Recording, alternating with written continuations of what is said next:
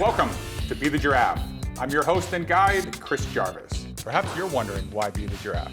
The giraffe literally evolved to be more vulnerable, but the truth is that giraffe gets to see things others can't and reach heights and reach food others won't. If you are looking for ways to stand out and reach higher in business, with money, and in life, then you are in the right place. Welcome to Be The Giraffe. Welcome to Be The Giraffe. I'm your host, Chris Jarvis, and this is the show where innovators share how they stood tall, broke free from the herd, and reached higher in business and in life. Today's guest is the dynamic Kadena Tate. From her early days as a corporate executive to becoming one of the most sought-after business strategists in the country, she's the creator of 50 Shades of Paid. That's right. Kadena empowers entrepreneurs to turn their purpose into profit, building brands that are not just successful, but soulful. If you want to elevate your business, buckle up and get ready to learn from a true master of influence, alignment, and purpose-driven profit. Kadena Tate, welcome to Be The Giraffe. Thank you so much for having me. Oh, so happy to have you. So this is exciting. So I love a good metaphor with Be The Giraffe. I love the 50 Shades of Paid. We talked about this. People are so concerned with money, and the challenge that people have online is you see what people are doing, and people try to mimic somebody's strategy or copy somebody's video, or the big thing is it went viral, and they're trying to copy other people. Yeah. And there's a lot of people teaching that. Like, I did this for so-and-so, so you should learn from me, or you should copy your mentors, copy your heroes. Yes. But you have a completely different view on this. Absolutely, because I crashed and burned trying to do that. I literally was trying to follow everybody else's frameworks, methodologies, and process maps, and I lost myself in that whole search and quest for profit. So I basically had to learn that authenticity has no competition. I literally, the first 7 years of my business, I didn't make any money because I was spending money in what I call being in information junkie mode. I was going here and there and everywhere looking for everything outside of myself. And then I went through bankruptcy. And I realized, okay, something has to shift. And I'm the only person responsible. Nobody's coming to save me. So I need to make the shift. And then I stood on stage one day and somebody asked me, what did it feel like to go through bankruptcy? And I was so caught off guard, I burst into tears. And I was like, you have this big choking thing. And then it was the ugly cry in front of 600 people. And I just took a deep breath and I did like this. I said, hold on, let me catch my breath. I'll answer your question. And then when I began the story of overgiving and under-earning and people-pleasing and proving, all these people were looking at me. What I thought was like, you're crazy. They were like this. But what I realized is they were enraptured and enthralled. And that was the day that I made my first $100,000. And I was like, I don't understand. That was the day I ever made $100,000 in one day. You made $100,000 in a day. In a day. And I was like, now I don't know like, what did I do? How do I duplicate it? I couldn't reverse engineer it because I didn't know what I did to make it happen, right? Because everybody says you need to document your steps to success so that you have a repeatable process. I didn't know what that was. So then it would be like another maybe like 5 months before I realized, oh, you went somewhere, you spoke, and then you had a back-end product, you had something to sell from the stage, but your message connected with the people because you were your authentic self. So let me ask a question. Yeah. Hold on. I want to interrupt because people watching this, it sounds like what you said, Kadena, was you were so busy learning, you learned your way, and learning how to copy other people, you learned your way into bankruptcy. Absolutely. And so for people who went to school, went to college, if you were doing the job that you thought you were meant to do, you're living the life that maybe your parents told you they wanted for you, or you just assumed they wanted for you, which is even worse, and we'll get into that. But like, if you're doing something that you don't want to do, or you feel stuck doing, then, or you're afraid to move forward, you're afraid to break free from the herd and do other things, the learning how to copy other people, like this whole learning your way into being unhappy and unsuccessful, like that's the big lesson, right? Is this whole following somebody else's path. Partially. For me, it was, I worked at a job that I hated for 20 years, and I knew that I needed to be self-employed, but I didn't have the support, right? So I tried to do it on the side, and so what I thought was, I don't know what I'm doing, so I need to take this class or attend this seminar and whatever. And then I said to the people, one of the things that I said to the people that day, which I didn't realize it until someone ran up to me, the significance of it, I said to them, I was an A student that didn't know how to make money. So how did I get here? And I'm too smart for this. So that's what made me pause, because I think a lot of people in like second grade, we're taught to compare and contrast. So you're always looking outside of yourself for affirmation, validation, and confirmation of worth, when instead you need to put the spotlight inward, because you are, I don't know any other way to communicate this, but you know what you want. You know what your gifts, talents, strengths, and abilities are, right? It's just a matter of learning the practical steps of how to package it, right? But it has absolutely nothing to do with somebody else's, like what they think. That can be inspirational and even aspirational, but at some point you got to get clear about, what do I want, what do I need, what value am I delivering, and what type of transformation can a client expect when working with me? So I think the coolest thing, it's you said so much in there. It's you're gonna have to rewind this one. What's so fascinating is, I remember when I went to business school, I went to a state school. I was the first kid to go to college, and then when I got into a top 10 business school and I show up at UCLA, people have gone to Harvard and Stanford and all these other places, and I felt like, well, I went to the University of Rhode Island, and which made it hard to get into a school because it was all about the pedigree. Did you go to Penn? Did you go to Northwestern? Did you go to Stanford, Harvard, Yale, whatever, Duke? And I felt like the fact that I had gone to the state school made me less. Yes. Or the fact that at the time, my parents hadn't been to college. And those were all things I was afraid of, because I felt like I was less because I had less pedigree. But then it took such a long time to realize that the fact that I got there, but I started further back, is actually a more relatable thing. Exactly. And is actually something to applaud. So this whole Be the Giraffe thing, the giraffe sticks its neck out. It's the only animal that evolved to become more vulnerable, not less. But as a result of that long neck, it can see things others can't. And with you, the irony of talking about your bankruptcy led to your biggest income day of your life. Exactly. Came from you talking about your worst financial day of your life. Exactly. And it also didn't come from a subject matter expertise. This was the other hard lesson that I had to learn. It came from me being relatable and speaking about something relevant to the audience. And I think before, I thought I have to razzle dazzle them with everything I know, which is why I'm studying all this different stuff, right? But there's that quote that says, people don't care about how much you know, they care about how you make them feel. That's the thing that they care about. And so it took me, I don't know, I'm not gonna, I'm going to be vulnerable and say to you, I wish I could say when I was standing on the stage, I knew what I was doing. I was answering a question from a very pure place, because what I felt in my body was, oh, he's going through this, or there are people in this room that are near bankruptcy and they're kind of freaking out. And I need to answer this question honestly so that they'll know I'm on the other side of it, right? You're going to survive it. It's not a good feeling sitting in your house waiting, right, for somebody to throw all your stuff out, especially when you've worked really hard to get to a place. But what's even more important is to connect with the person on a human level. And that, listen, people do business with people they know, like, and trust, but what no one tells you is, yes, you have to know your stuff in order to work with people, but you got to be able to relate to people. And if you can't relate to them, you're just not, the money's not sustainable. I love this so much because people are, I hear all the time from folks, I want to start a business, when is the right time? Or even me with the TV show, it was, I'm going to launch a television show.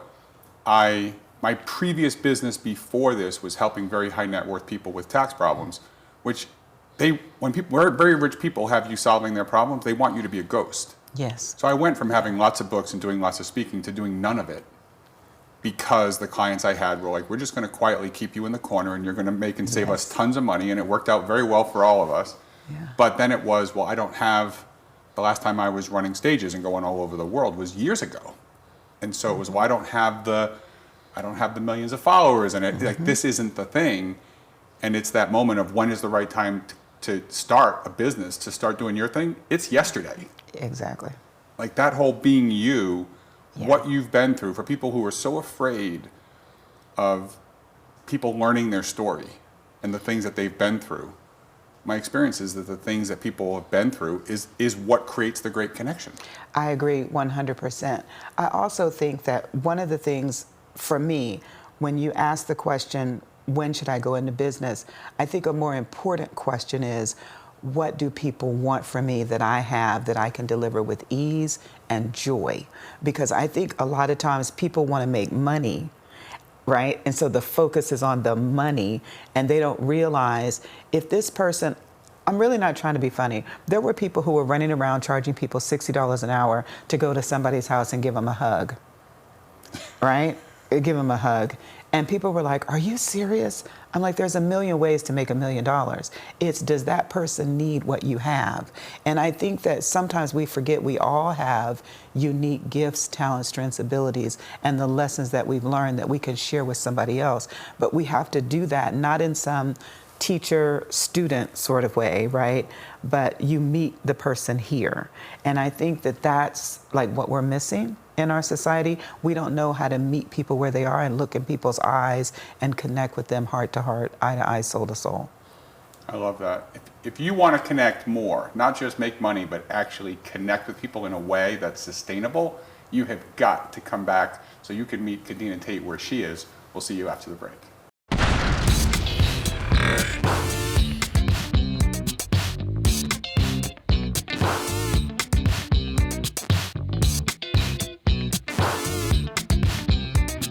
Ever feel like you're meant for something bigger in life?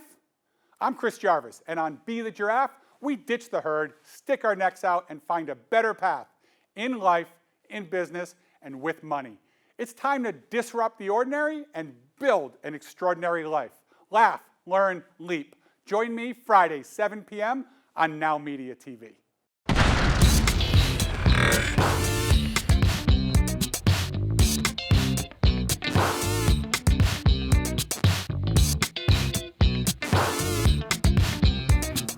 Welcome back. Chris Jarvis and I am here with Kadena Tate, who is giving us so much wisdom. It's a show you'll have to watch twice because she just keeps going over one great idea after another. We talked in segment 1 about authenticity and how it's so important. And so many people have ideas and have dreams and they feel stuck. It's that, the giraffe lesson of breaking free from the herd is, a giraffe is not a herd animal. So, but the challenge that most people, a lot of people, including myself at one point, struggle with is when you're doing something in life and it's not serving you. You mentioned having a corporate job for 20 plus years, that you said a job you hated. Yes, I did. And so the problem is when you break free from the herd and you start looking for the better path to the greener pasture, so to speak, to the better life, whatever that is, a new career, a new relationship, a new city, a new country, a new whatever it is, new purpose, new passion. The challenge is you have to leave this group. And biologically, safety in numbers requires everybody to stay in the numbers. And so the herd wants everybody to stay in the herd. And when you leave, one of the challenges is all the people who are there. When I left New England to move to California, the line I got was, "Oh, you're too good for us now?" Yes. So like that leaving, when you make that transformation, you finally decide that the pain and fear of leaving is outweighed by the pain of staying, that now it's time to move. There are the critics and the haters and the other people, but you haven't made it somewhere great yet. Right. So you're not attracting people to you. That's a solo journey. It is. It's the liminal space. So it's the space between I'm not who I used to be and I'm not where I want to be. And that's very uncomfortable. But that's also the pruning season. Because for me, what I had to learn was everyone's not your friend, right? And there are some people that you don't even know, they're so close to you that you don't even know what an insult looks like. So like your statement of, you think you're too good for us? Those little slick comments, they slowly tear down and erode your self-esteem and your self-confidence. And what I like to tell people is being a small business owner, being an entrepreneur is the greatest personal development experience in the world, because you will meet yourself at every moment. Your laziness, your apathy, your generosity, every single part of you will be exposed. And if you're not comfortable with that, you might want to stay in the safety of your job, you know? And also, I think that recognizing that responsibility and accountability, I mean, I'm prior military, so I also grew up in a military household. People who don't want to be responsible and don't want to be accountable, small business is not for you, because you have to grow yourself in order to grow your business. So that liminal space is tricky, but it's also, I know for me, it's kind of in what do you call it? In contrast, like people call it the refiner's fire, because that's where you learn to let go of all the things that no longer serve you. And let me give you one quick example. I'm the eldest, so I thought I'm always responsible for everything. So it took me a long time to hire somebody because I had this, you know, a Supergirl thing going on, and it almost like took me all the way out. So just recognizing that sometimes something that might work over here in your business could be the death of your business because you won't let it go. So that's really also the eldest. Also, I spent a lot of time when my parents got divorced and I was very young. I remember coming home and my mother cried at the stove. I remember what she was wearing. She had a sweater vest on. Mm-hmm. I can remember that. And just like, why, you know, Mom, why are you sad? I was probably 9 or 10. Like, I just divorced your father today. Like, and cried with me. Mm-hmm. And in that moment, I took on this responsibility that it's my job to take care of my mother. Yes. And one of the challenges is, you know, I wonder if you felt that you were taking on responsibility that wasn't really yours. And what I mean by that is, the line I like to ask people is, how many contracts are you fulfilling in your life that no one else signed? 100%. Oh, I think that, you know, because I like to tell the ugly truth. That is still my companion today, right? I literally will draw out a contract and then I will put it to the side and write down the invisible agreements that I'm making that I don't even, like, I'm going to burden the other person with this because of my perfectionism, right? My people pleasing, all my stuff. Even though I've been to therapy for 30 years for this, it's still with me. And so I finally just accepted, okay, this is a part of who I am, but what I need to do is charge appropriately, because I already know I'm going to spin into overgiving and overdoing. But what would make me angry is when I wasn't compensated for the transformation. Because if you work with someone, and because I'm a revenue strategist, so I want to use numbers. If I work with you and you move from $300,000 to $2 million, but I'm only being paid $5,000, right? I know I'm going to have secret resentment and anger. And that's just not a healthy relationship. And then you and I are going to be at odds, and you're trying to figure out what's wrong with you. So it kind of reminded me of that poem where the guy says, it's like, you are the captain. Wait, what is, you know, the captain of the master of your ship, the captain of your fate, whatever that. I don't know why I can't remember it right now, but you know what I'm talking about. You remember at the break. You know, yeah, exactly, right? But whatever that thing is, I am the master of my fate, the captain of my soul, something like this. And but you must bear the task. It's Jesse B. Rittenhouse's poem. So what I realized was, I'm the person that set the rate. That's right. Right? So why are you mad with the people because of your junk? So that invisible contract stuff is real. And It's heavy. the assuming false senses of responsibility, you know what I would do? If you said to me, I want to make $1 million because I was so into people pleasing and improving, if I had to carry you, drag you, push you, pull you, oh, you were going to make $1 million on my watch. What you were not going to do is fail, because then I took that personally, like I failed. So I had to unlearn all that stuff. Look at you, all up in my business. Okay, Chris.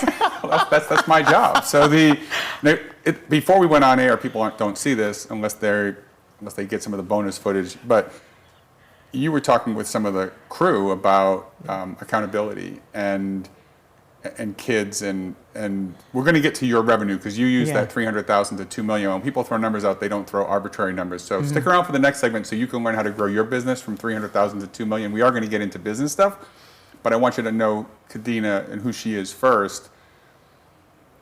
My thing with kids, I get asked a lot of time, how do you feel about this generation? And I can tell that they're prodding me to say that they're lazy or whatever the aspirations are. And I have kids from 17 to 23, so I do a TV show so someone will listen to me. That's what I tell people. And but I don't have a problem with kids wanting to make $1 billion. I have a problem with them not doing the math. Correct. And that the math is, you can make $1 billion if you can make or save other people $5 to $10 billion. Yes. So you get a little bit of the value. Same philosophy. If you get less of the value, you can get a percentage of the value that you create for someone else. Yes. And so, what would you say to people who are trying to do their business and trying to figure something out, not just like about finding value in what they do? Not, connection we already talked about, but what about finding value? I think that for me, what I always look at is when a client comes to me and they tell me, let's just say they use a figure, and I'm going to go back to the 300,000 to 2 million, because the reason that they want the money is so they can hire employees, they can buy equipment. It's not for themselves to be. Everybody thinks that everybody wants to be a millionaire so that they can drive fancy cars and live in fancy houses. But a lot of people need more money to make the business run, right? And they don't know where I'm going to get this money from. So they're trying their best to provide value, but they think the money is the buffer, when actually that's not it. What it is for me personally is, if you work with me, what's the transformation? Mentally, emotionally, physically, spiritually, and financially. So before me, you had this problem. Then now you're working with me, we're moving through that. On the other side of that, you should see 3 to 10x growth. And if you don't, then that means whatever I'm doing is not pulling you forward enough. Because I'm not trying to be funny. I'm not working with somebody who wants to take like a step from the floor, from the floor up a curb, right? You're trying to grow.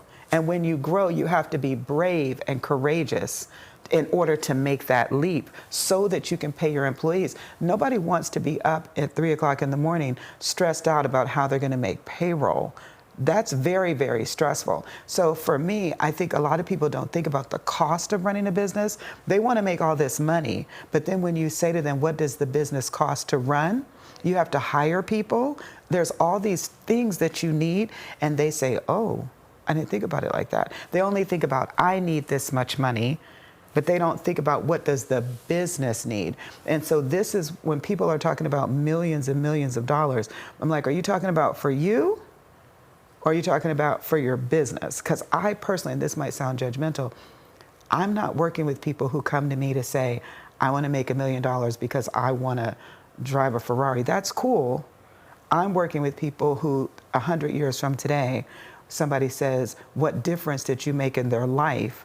That person has a positive legacy. So I think there's a big difference, right, in just how we see value and how we see, I love the example that you gave about if I help you to get here, I should have a percentage of it.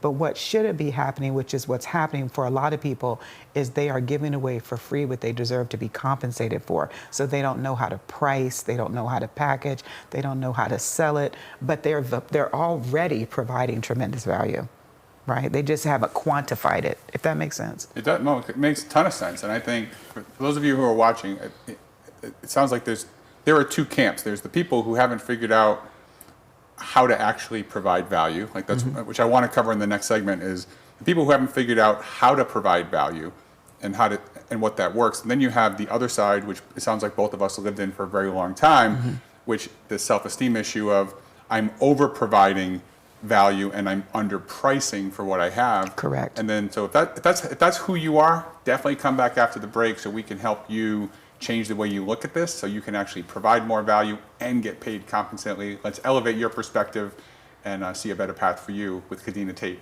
after this break.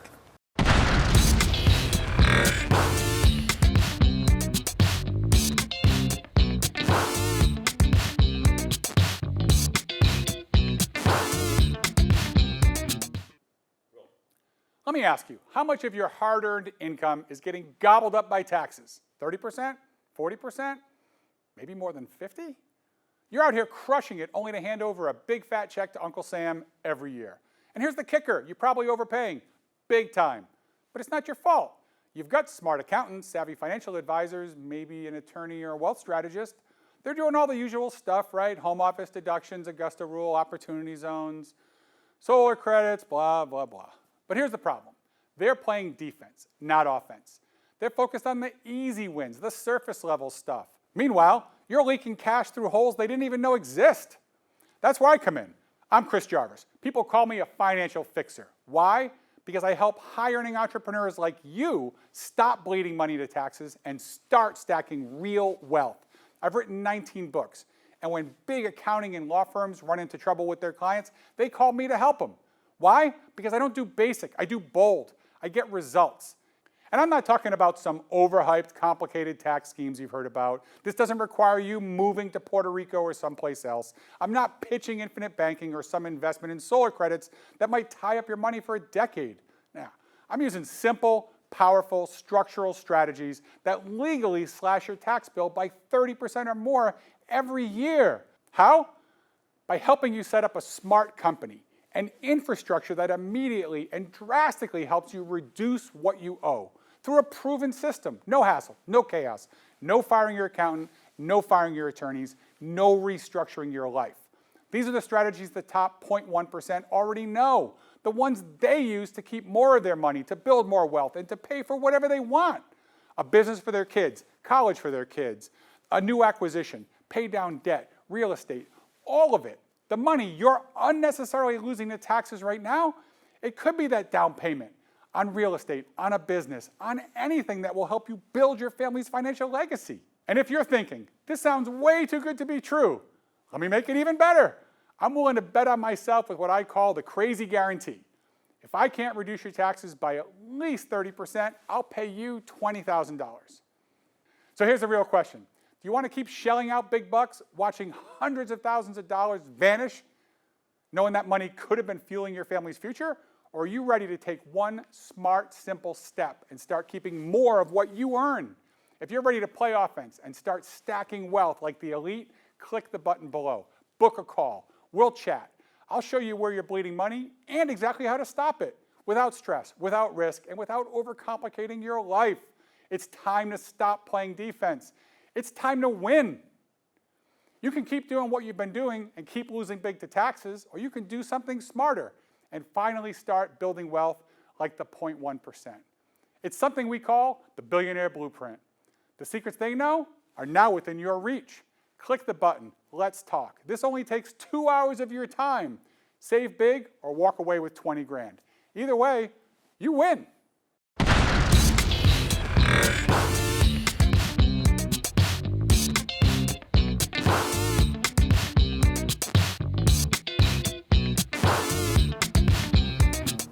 Welcome back. I'm Chris Jarvis, and I am here with the dynamic Kadena Tate, who's talking about, God, so many good things. But in this segment, we're going to talk about more money, and people want money for a variety of reasons. But before I do that, something we were talking about at the break, I was telling you that once upon a time, Brian Murphy, who had been the president of the Hartford, gave me some advice and talked about a great coach he had, personal transformation coach, told him that the secret is to figure out what that thing is driving you from childhood.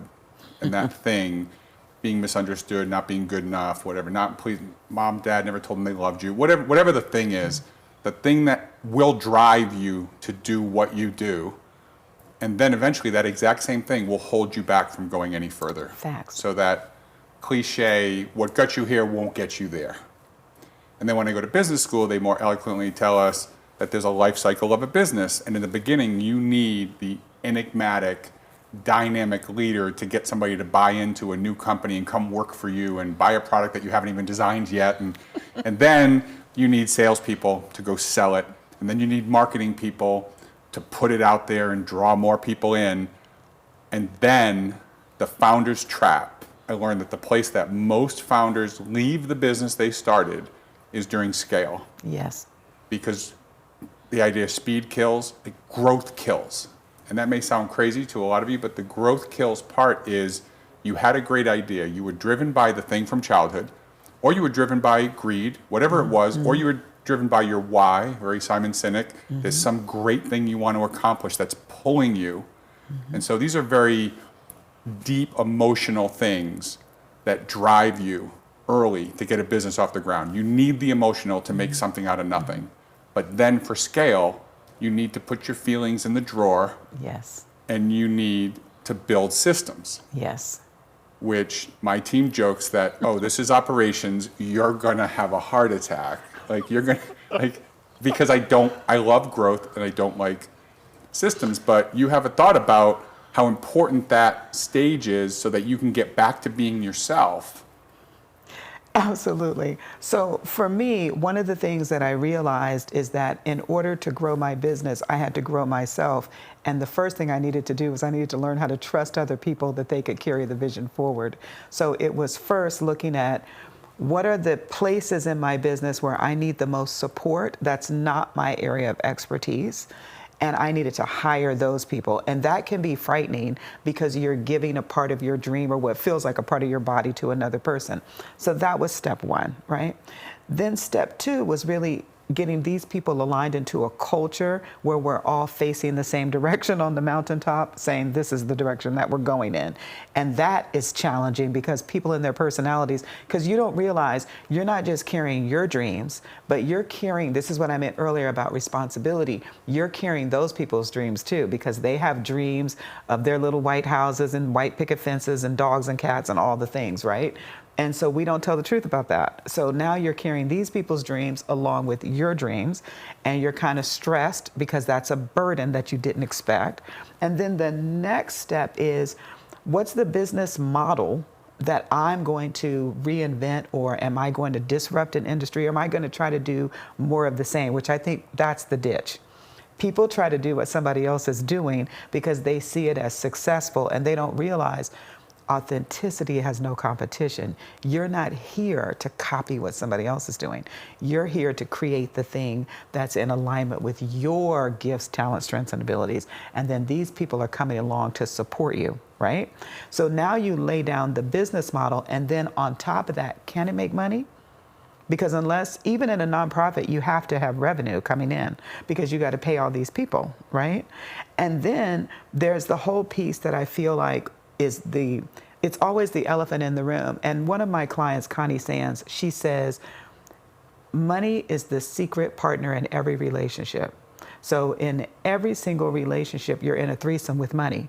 And if it's just you yourself, you're in a twosome because money is always the companion. And what your relationship is to money is driving things. So in my particular case, it was all about worthiness and deservability. So what I realized was I had to understand how money worked in order for me to have a healthy relationship with it, right? And going into bankruptcy, I was angry because I was undercharging. So I was over-delivering, undercharging. So I didn't know how to price, right? I didn't know how to market.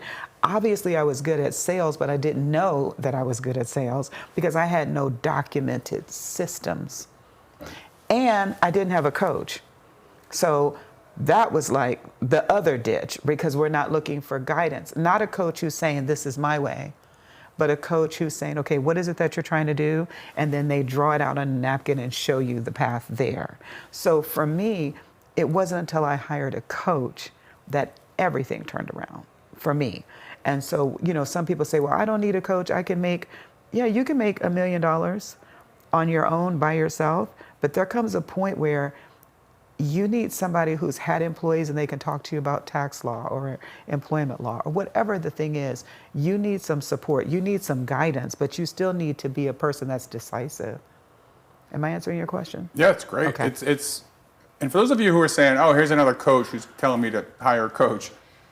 When I wrote 6 Secrets to Leveraging Success and I wrote Giraffe Money, I looked up the research because I'm a mathematician. So, so Emmanuel Saez, a professor at Berkeley, Cal Berkeley, won the economics, the equivalent of the Fields Prize, which is the math prize, whatever the prize is in economics. And he did a study on income inequality. And he would look at the whole population, then he would look at the top 90% excluding the 10%, then he would look at the top 10% excluding the 1%, and he kept looking at these numbers. To get to the 1% in America, roughly it's $400,000 of income. To get to the 0.1%, 1 in 1,000 homes, that's actually $1.9 million, and the 0.01% is $11 million a year. And what he found was the hardest migration from one band to the next was to go from 1% to 0.1, that people who make $400,000 almost never make 1.9 million. Almost never. And what's so interesting, which if you didn't pick this up from what Kadena said, like there's a lot of ways to make money. And I've said this, there are countless ways to make $400,000 a year, but people who make money working hard never make money as business owners. Correct. I wrote an article, Doctors Make the Worst Millionaires. I wrote the same article that was Lawyers Make the Worst Millionaires. So if you can charge for your time and charge very well, you will continue to trade time for money. Correct. And isn't that the losing game? Yeah, but I think that's, people don't realize, like the reason why I started studying recurring revenue is because I was tired of that cyclical. So you make $60,000 this month and then no money for 5 months, then you make $100,000. Shake then you the make no money. Etch-a-Sketch, which we're old enough to remember, and start again. Yes, I was stressed out because I was starting at zero constantly, first, yeah. right? And I sat down and I said, okay, I need to query my clients and I need to find out what's the recurring problem in your business that you need my help solving. And Tell that, by the way, look at that, tell them that one thing, because every business owner should do this thing, start doing this today. So document what is the recurring challenge that you have in your business every single month. Because if you're starting at zero, it might be, do you have a problem attracting clients? Do you have a problem retaining clients? Do you have the problem servicing the clients? I think that we've got to get really, really clear about where the bottleneck is. Sometimes it's you and your attitude, but most times it's your systems. And what I think a lot of people do is they spend huge amounts of money to capture a client. And then once they get the client, they care nothing about the client. And that's where your gold is. That's where all your money is. And it's just, to me, asking that question helped me to see, oh, this is the problem that you have every month. So then I created an offer to match the problem that they had every month. So you checked into your own business, but then you have people also talk to their clients and ask their clients, yes, what problem do you have every month? Correct. So you meet them where they are, back Exactly. to what you said in the beginning. Exactly. And so we're 50, I want to go back to something. So people say, why is your business called 50 Shades of Paid? That's so like, ghetto fabulous, da da da. But what happened was I was sitting on the sofa one night with a client who was at my house, and we were eating popcorn, and she laughed. She threw her head back, and she said, all of these people worried about this book, 50 Shades of Grey, when they need to get with your program called 50 Shades of Paid. Keep in mind, I didn't have a program called 50 Shades of Paid. And I said, what? And I sat up on the sofa. I said, say that again. She said, yeah, I bought the domain and everything. And she was like so proud of herself. And I looked at her and I said, that's genius, but why do you think that that should be the name of my brand? She said, you are the only person that I know who can take a person's gifts, talents, strengths, and abilities and match them to a revenue stream that honors them. That's where the authenticity comes back. So I think it goes back to what I was saying in the first segment. What people try to do is they try to make money doing things they really don't want to do, but they think they have to do, and they don't connect to another person to say, okay, You have a problem finding customers. That's easy for me, so I can create a system for you where you can easily attract customers into your business. And I think that that's where the disconnect is, because we don't meet people where they are. So that would be my personal opinion. Well, more than just opinion, this is your success. Yes, exactly. This is an opinion. This is a fact that you have anecdotal evidence of making this work for people. So that's, you did say in the beginning, and I want to pick this up in the last segment, that there's a lot of ways to make money, but it's not sustainable. And so for people, you can do something tomorrow. Like, for example, you could make $1 million in the next year selling your kidney and then selling the other one. Mm-hmm. But then you're done. Like, you only have so many kidneys to sell. So if you want to get out of the business of selling kidneys and giving away yourself, and you want to be able to get up in the morning and open that door, turn the knob, hit the keypad, whatever it is to get into your office, and be excited and have something driving you to what you do, because the way that you make money is with people who appreciate you for who you are, and it brings out your magnificence, your genius, then you have got to come back for the next segment with Kadena Tate. We'll be here.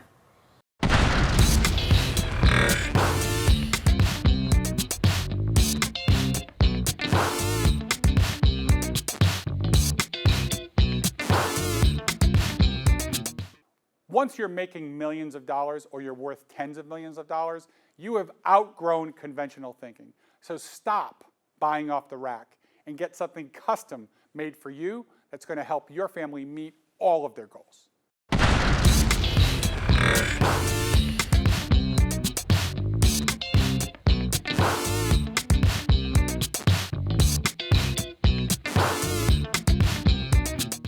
We are having so much fun with Kadena Tate, and I'm also mentally making lots of notes for things I need to do differently, because you're giving me so many good nuggets. In the last segment, we were talking about authenticity having no competition, which I really love, and that is the giraffe, sticking your neck out, being different, breaking free from the herd, seeing a different path.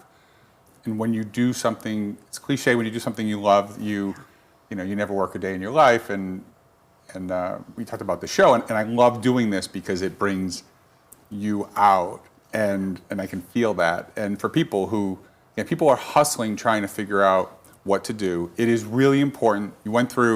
You've got to survey your customers and figure out what problems they have. Mm-hmm. Really important. There's 3 ways to make more money. You can make more clients. You can sell your product or service to bigger clients and charge more. Mm-hmm. Or there's share of wallet, which is you can sell more things to the same person. And it's always easier to once you've built trust and done something successfully with somebody, you can do more. So I thought that was gold in the last segment with, you've got to survey your customers to figure out what their recurring problem is so you can stay in their life. Absolutely. I thought that was fantastic. When you work with a client, this is what you do. You are a revenue strategist. Mm-hmm. You help people, purpose-driven people who are doing it for the right reason, not necessarily for the Ferrari, which you said is cool and fine, but they really want to solve a problem and help people. Mm-hmm. What does that process look like for you? What is your process to help somebody who says, okay, I'm grinding, I'm tired, I'm stuck, I'm making money, but now I work for the business, not the business doesn't work for me. What do you do? Like how do you help people figure this out? Because I think I know there's a lot of people watching this who absolutely, no matter what their level of income is, I've had people tell me at 200,000, I've had people tell me at 20 million that, oh my God, I got the tiger by the tail, and now I literally just get yanked around every day with fire drills and things that come up, and this business isn't mine anymore. Well, I think step 1 is ideation. So for me, it's laying down, what is your business right now? What does it look like? What are the parts that you like? And what are the parts that you really don't like or that are stressing you out? Where are you hemorrhaging cash? Where are you hemorrhaging time, right? And then where are your resources like really strapped? So we look at your as-is business model, then we draw what you want it to look like. And then what I do is I ask you a whole stack of questions so that I can see what the bridge is, the liminal space. So what you gave voice to earlier, that's the liminal space. A lot of people don't realize that. So where your business is today and then what you want your business to be, that block of space in between.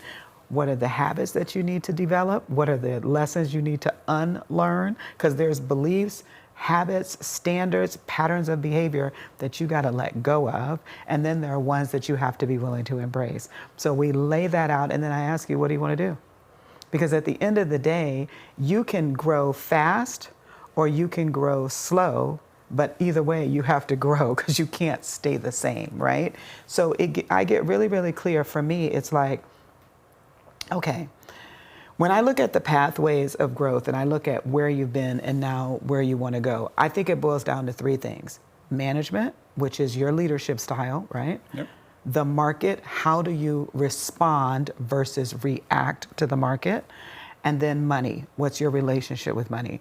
Do you know your numbers? Because what I find at all different levels, people don't know their numbers. They don't know their P&L, they don't know their financial statements, they don't know EBITDA, they don't know the language of capital, they just don't know. And you don't know what you don't know, but a lot of times people are hemorrhaging cash because they're using their personal credit, not their business credit.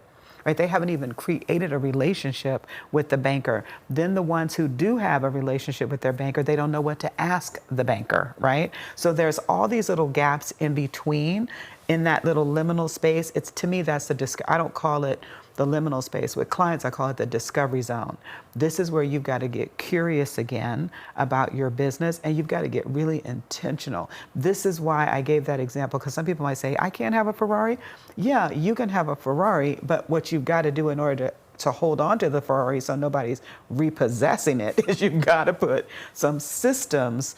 You've got to put systems in place. And some of those systems, it can be as simple as, like, for example, I have a client who owns a med spa, right? We just installed this AI receptionist in her business about 7 months ago because she kept losing the front desk person. And I said to her, is that what you really want to do? Because the front desk person is the face of your business. And she looked at me and said, I think that you should keep your front desk person and have the AI receptionist as in other words, the human manages the AI receptionist to make sure that it's trained and it can do the task that eat her time alive. So that's what she did. But it's that getting clear about where can AI and these different tools replace some of those mundane tasks. So not replacing people, but the repetitive things that bore people and make them feel disenchanted, and disconnected from the job. Well, I think it's so important too that there's so many things that are interconnected. I think people are going to want to go back and watch this from the beginning, because you talked about the responsibility and wanting to do everything yourself, or it's cheaper if I just do it. And how important is it for people to realize the value of their time? Like, if you want to make a $500,000 a year, and it's a 40-hour work week, 50 weeks, which no entrepreneur works, I know. But if you want to make $500,000, you have to think about your time as being worth $250 an hour. Facts. You take what you want to make in thousands, you divide it by 2, and that's roughly what your time is worth. $1 million is 500, 100,000 is 50. Like, what is it you want to make? That's what your time needs to be worth. And anything that costs less than your time, you should pay somebody else to do. I also think that what a lot of people don't realize is not, in addition to the time component, it's your attention. Because everybody thinks time is your most valuable resource, and it is, but your attention to me is more valuable, because where you place your attention will eat your time alive. So what I like to say to people is your 3 most valuable assets as a small business owner: your time, your undivided attention, and your intellectual property. A lot of people underestimate what they know. This is why they're searching for somebody else's knowledge, because they don't trust themselves, right? So when I'm having a conversation with somebody, and when you think about 50 Shades of Paid, it boils down to audio products, video products, in-person type things, consulting type of gigs, or some type of arbitrage. There's like so many underneath all of that. There's so many layers and levels. There's just multiple ways to make money. But at the end of the day, I think where people get caught up is, I want to make money, and they don't think about from a value. You're going to make money as a result of you providing value to somebody. And you can't provide value to anybody if you don't know the answer to 2 questions. Who is my customer? 3 questions. Who is my customer? Meaning, what is the most pressing problem or challenge that they have? Or what is their top goal and aspiration? And then number 2, what are they willing to pay, right, for support in that particular arena? And if you don't know that, Oh, I'm sorry. The third question is, and how do they want that package? Because everybody, like, take for example, you can read a book, right? This is a fabulous book. You read the book and you're like, I'm raring to go. But then you need some people who want some additional support. Maybe they want to come to a Be The Giraffe retreat, or somebody wants to learn how to set up their own podcast. So now they're coming to a Be The Giraffe podcast convention, right? Now there's podcasters all over the world who want their own shows. There's like so many ways to touch the lives of people that you think that it's just a show. No, it's not just a show. Right? It's Right. so I think we've got to develop some self-confidence, some self-esteem, some feelings of self-worth to recognize that we bring tremendous value to the marketplace, not with ego and arrogance, but with the humility to raise your hand high in the air and say, yeah, I'm good at that. I'm happy to help you. It's just an invitation. How do people, how does somebody who's watching this who says, all right, I'm picking up what Kadena's putting down. I like this. I need to grow. I'm too far in my business. I'm working hard. It's killing me. How do they find you? What resources do you have for them? How do people get more of you? Because this is unfortunately only an hour. So how do people get more you? Because I think that would help a lot of people. So I'm on LinkedIn, and they can go to my website, kadenatate.com. I'm going to make you laugh. I actually don't like to work with people that I don't know. And this trips people out because they think it's some type of sales thing, but I'm very sensitive to people's energy. And I always want to be integrous about that, right? That when I'm meeting people, if your energy has any type of give me, I got it, I'm grabbing it, I just can't do it. Because I'm really looking for people who want to build legacy. So we have a conversation. So I do a whole bunch of free webinars. So I'll say to people, go to my website, you'll see me, join my mailing list.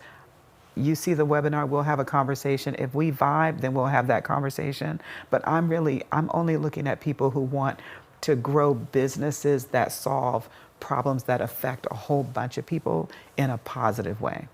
I hope that makes sense. It's great. And I think the lesson there too is that here, I'm offering on this platform, how do people get to know you? And you're like, well, I need to know them. It's really important. But you figure that out now, having done this for 25 years, what works for you? And that's such an important thing. It's not just who can pay. It's not who can you work with. It's who can you work with and actually enjoy the interaction, which is 100%. Such a valuable lesson that makes you get up in the morning and want to do this. Well, it's relationships. I think relationships are very important to me. And connection is my superpower. So I know a whole bunch of people, but when it comes down to business and working with somebody on their business, I already know I'm heavily invested, right? And I'm committed to you winning, and I just can't spread my energy to a whole bunch of different people. I needed to learn that lesson. Yeah. So glad you did, because Thank you. There's so much in it. We talked about authenticity being your superpower. We talked about reaching out to your clients and figuring out what recurring pain they have. We talked about the importance of a coach and having somebody help you see the blind spots and the things that you don't do.